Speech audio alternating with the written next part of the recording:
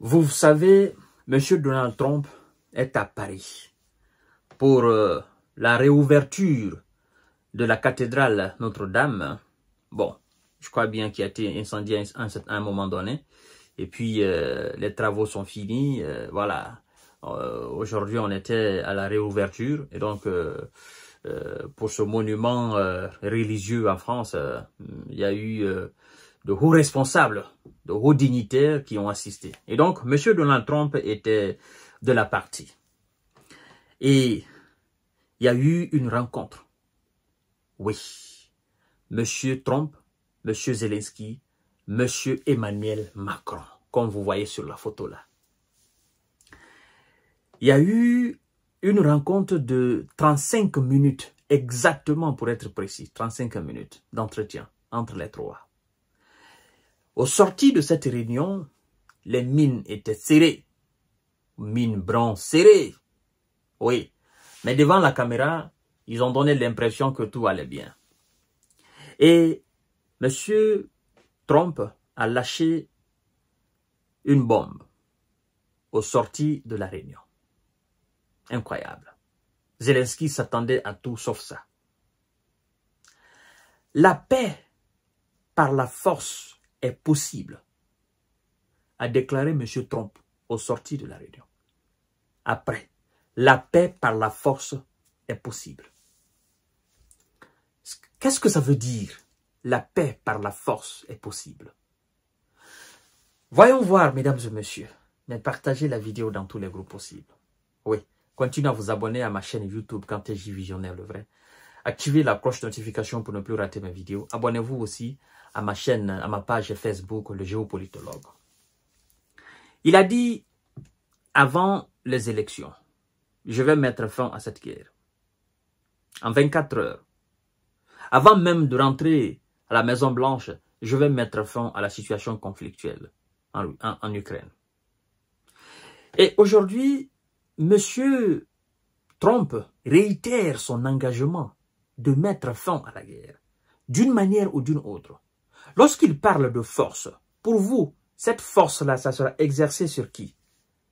Alors, vous conviendrez avec moi que M. Trump ne peut pas exercer une force sur Vladimir Poutine. Ça, c'est impossible. Bon, il admire tellement Poutine qu'il est qualifié et traité comme un pro-Poutine. Ça, c'est au niveau d'admiration. Maintenant, moi, je parle en tant qu'État. D'accord?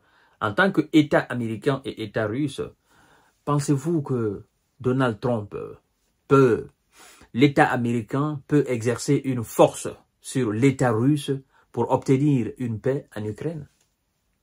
Ça, c'est impossible. Oui. L'État sur lequel, ou les dirigeants sur lesquels l'Amérique peut exercer une force insoutenable pour obtenir la paix par la force, c'est l'État ukrainien et les Européens. Cette force, elle est claire. Je ne te donne pas de munitions. D'accord? Ce qu'on t'a annoncé, ce qu'on t'a donné, il faut finir de les utiliser. Tout ce que Biden t'a donné avant de sortir de la Maison Blanche, tu peux finir de les utiliser, il n'y a pas de problème.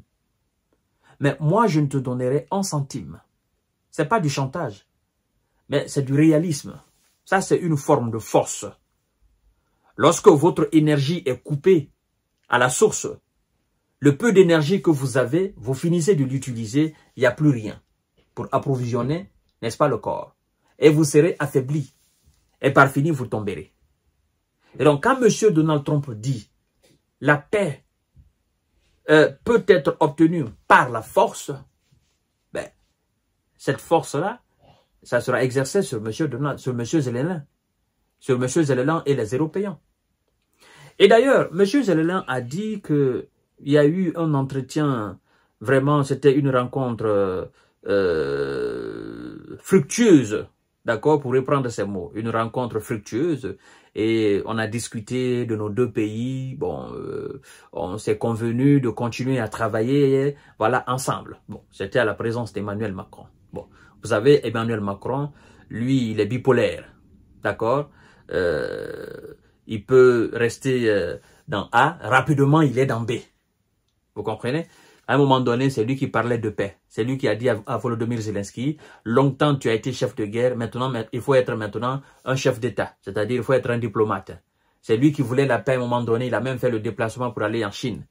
Mais quand l'administration Biden a commencé à lui chauffer le pied, d'accord, pour ne pas dire les fesses, directement, il a pris le ton de la guerre. Et si aujourd'hui, M. Donald Trump parle de paix, M. Emmanuel Macron va changer de ton. Il va dire, bon, de toutes les façons, écoutez, moi je suis dans la merde en France, avec mon gouvernement qui a été chassé, je ne suis plus aimé par les Français, je suis désapprouvé partout de gauche à droite, je ne sais pas comment je peux continuer à fournir de l'argent ou de l'armement à l'Ukraine, hein.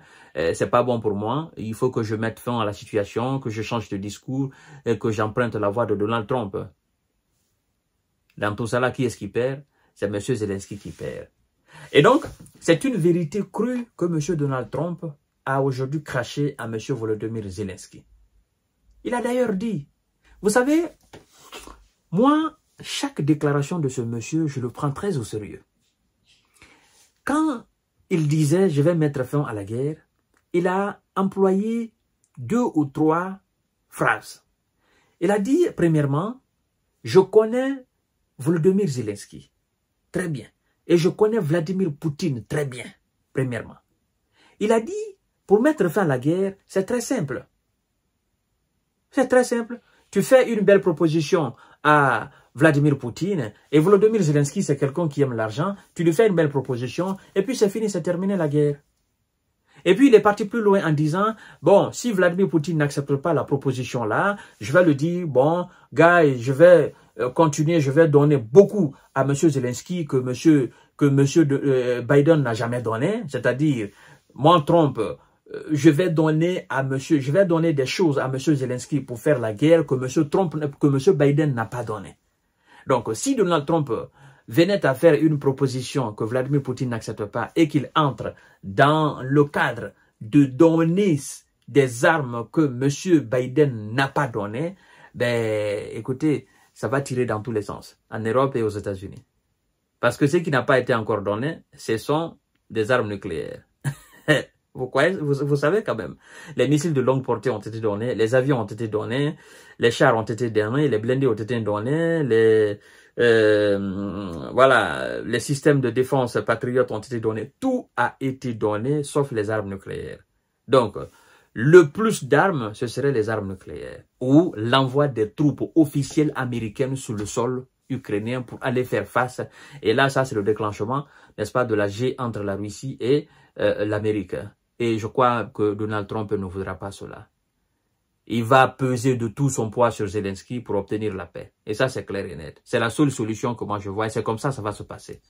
Donc, quand il parle de force pour obtenir la paix, ben, je crois que les dés sont jetés. Et M. Zelensky sait dorénavant que c'est terminé pour lui. Avec M. Donald Trump, il n'aura aucune chance, mesdames et messieurs. Ça s'est passé aujourd'hui, 7 décembre 2024 à Paris.